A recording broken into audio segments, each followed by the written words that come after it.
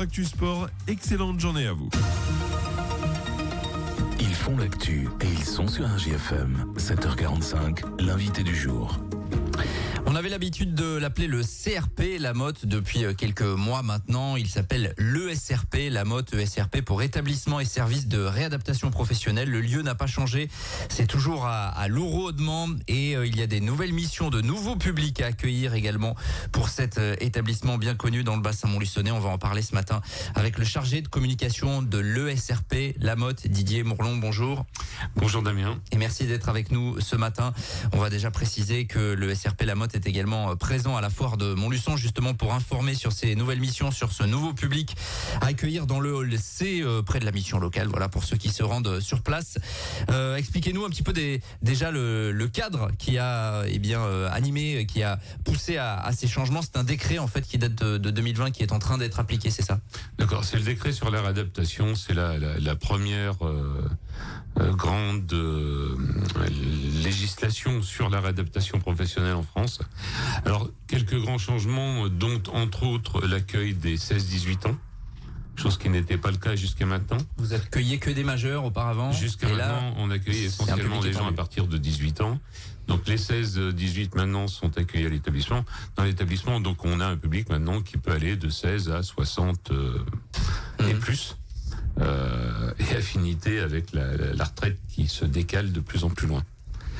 Nouveau public aussi avec alors le décret est paru a été voté en 2020, signé en 2020, signé surtout. La mise en place continue de se faire. On a mis en place avec la MDA de l'Allier, donc la maison de l'autonomie de l'Allier. C'est la MDPH avec tout ce qui est autonomie, des évaluations courtes sur les besoins de réadaptation pour les publics en situation de handicap. Donc ces évaluations courtes pourront être demandées aussi par Pôle emploi, la mission locale, Cap emploi, y compris sur des publics qui sont en cours de déclaration de handicap. Quelqu'un qui devient aujourd'hui incapable de continuer à poursuivre son activité professionnelle pourra bénéficier de ces évaluations, entre autres. On doit aussi accueillir maintenant des salariés du public, des agents de la fonction publique. Là, les modalités sont pas encore tout à fait dedans, entre guillemets.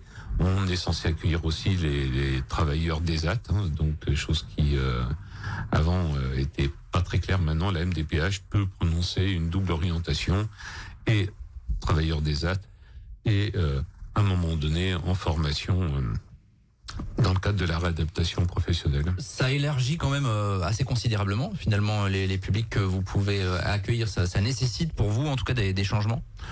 Pas vraiment, non, pas plus que ça, parce que 16, 18 ou 18 ans, est-ce qu'il y a vraiment des grands écarts, à part le fait qu'ils soient mineurs, très peu. Les travailleurs des AT, on travaillait déjà autrement avec les travailleurs des AT, on travaillait déjà autrement avec les salariés du privé ou les agents de la fonction publique. Ça renforce aussi ces activités, ça va donner d'autres moyens pour pouvoir mieux le faire et ouvrir des possibilités aussi à ces publics-là, puisqu'ils étaient un peu bloqués dans certains cas au niveau du financement et autres. Là, demain, le financement devrait être éclairé et être plus simple. Vous avez également des nouvelles missions d'information, d'évaluation, donc de situation. Ça, c'est vraiment nouveau. Oui, ça c'est tout à fait nouveau. Alors ça, on a en attente de l'application du décret, on l'a mis en place sur le département de l'Allier avec la maison de l'autonomie. Donc pour les 3 bassins, où là on fait des évaluations courtes qui diffèrent un tout petit peu de celles prévues, mais qui permettent d'évaluer les besoins de réadaptation professionnelle pour des publics qui demandent une formation, entre autres, au niveau de la MDPH. Ça a nécessité de nouveaux aménagements pour vous, des recrutements également, ou vous saviez déjà faire en interne là ce type d'évaluation, d'information également aux personnes en situation de handicap? On savait déjà faire, puisqu'on a aussi des visites qui sont prévues tous les 15 jours, donc on reçoit des gens où mes collègues formateurs peuvent aussi faire une évaluation des besoins de la personne, alors très rapide, de ses aptitudes et autres, mais ça permet des fois de caler un parcours au mieux. On intervient aussi sur le conseil précoce en insertion dans certains secteurs, entre autres les établissements de réadaptation fonctionnelle. C'était le cas avec Pionça jusqu'à maintenant. On intervient aussi sur le secteur de l'emploi accompagné, donc où là on est sur un autre schéma. On est pilote de l'emploi accompagné sur l'Allier en partenariat avec l'UNAPI, avec Sagesse sur Vichy et Moulins et Montluçon d'ailleurs. On a développé d'autres activités un peu spécifiques, hein. Par exemple, j'ai une de mes collègues qui se forme au premier secours en santé mentale, enfin qui se forme pour être formatrice en premier secours en santé mentale. J'y reviendrai d'ailleurs tout à l'heure, si tu me le permets, au niveau du forum qui va avoir lieu la semaine prochaine à la Motte, 18, dans le cadre de la semaine d'information sur la santé mentale.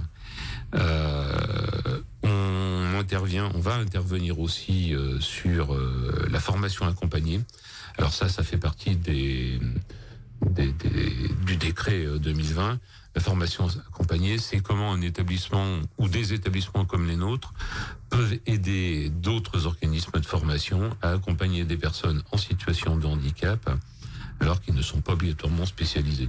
Donc on sera à même de pouvoir intervenir à la Formac, à l'AFA, etc., à l'AFPA, sur des accompagnements spécifiques pour des publics en situation de handicap qui nécessitent justement un peu d'accompagnement pour mieux effectuer leur parcours. Oui, on voit que ça bouge donc avec ces nouveautés-là. Vous adaptez également l'offre de formation. Il y a des nouvelles formations qui sont en train d'être proposées là depuis quelques semaines. Oui, alors on vient d'ouvrir d'ailleurs notre première formation, notre premier parcours de formation sur le maraîchage, ouvrier en maraîchage agroécologique. Donc là, on prend en compte tout ce qui est bio, tout ce qui est HVE, etc. Donc ça, c'est un nouveau parcours réellement. On a surtout des nouvelles modalités d'entrée dans l'établissement qui vont se mettre en place à partir de maintenant d'ailleurs. Par exemple, on a des préparatoires sur les métiers du tertiaire qui vont avoir lieu tous les 6 mois, les préparatoires sur les métiers du multimédia qui vont avoir lieu tous les 6 mois, ce qui va permettre de raccourcir les délais pour intégrer le SRP. Des fois, il fallait attendre 1 an et demi avant de faire une préparatoire. Maintenant, ça sera tous les 6 mois. Donc, ça, sur certaines formations, sur d'autres, c'est un peu différent. Mais ça va permettre de fluidifier aussi l'accueil de nos usagers dans l'établissement. Oui.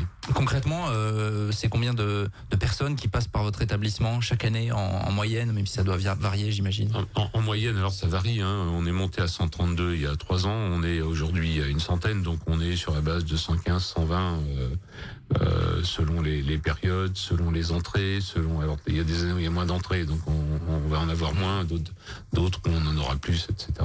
Donc ça, c'est un petit peu différent.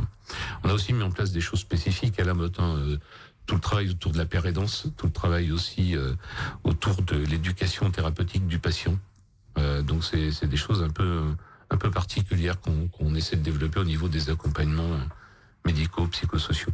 C'est d'ailleurs aussi dans ce sens qu'on intervient au niveau de la semaine d'information sur la santé mentale, où on est l'un des partenaires et où il va y avoir un forum donc avec une quarantaine de structures qui présenteront un petit peu autour de la santé, du bien-être, de la santé mentale, leurs activités, qui va se dérouler le mercredi 18, donc dans une semaine, à la Motte de 9h30 à 16h30, je crois, où là le grand public est invité.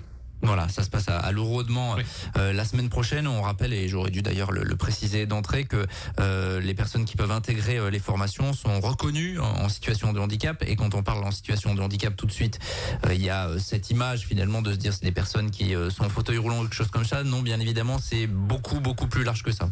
C'est largement plus vaste. C'est une situation de handicap. On peut tous en avoir une à un moment donné dans un parcours de vie. Des fois, c'est durable, d'autres fois non, d'autres fois c'est moyennement durable, mais on peut être bouché, se couper un tendon et ne plus pouvoir exercer en boucherie. J'ai rencontré hier à la foire d'ailleurs quelqu'un qui a un problème de canal carpien et qui est opérateur de saisie, qui ne peut plus faire son métier. Et c'est simplement un problème de canal carpien et il est opérateur de saisie, donc il peut faire plein d'autres choses en contrepartie. Donc il y a en tout cas tout un accompagnement également qui est mis en place, parce que pour les personnes qui viennent, c'est un changement de vie professionnel, c'est un changement de vie d'une manière générale, parfois des accidents de la vie. Il y a tout cet accompagnement qui est mis en place, c'est important, et au-delà de la formation que vous dispensez. Oui.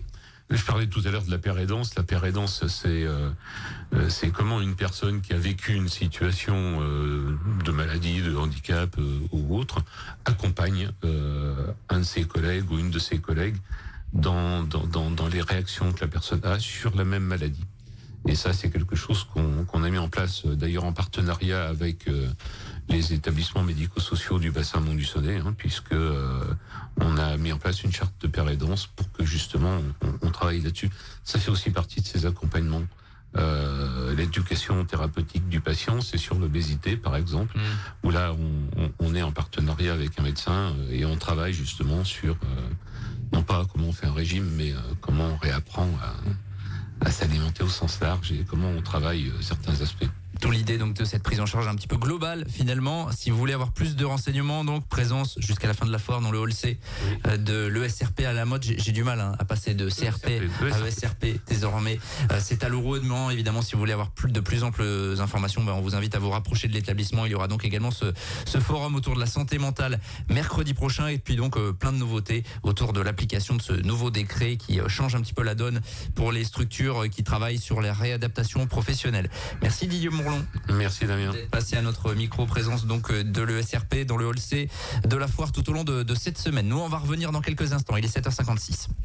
Tous les matins, 7h45, l'invité du jour en direct sur RJFM. Retrouvez l'invité du jour en podcast sur rjfm.net et l'appli RJFM, mais aussi en replay vidéo sur YouTube et Facebook. RJFM.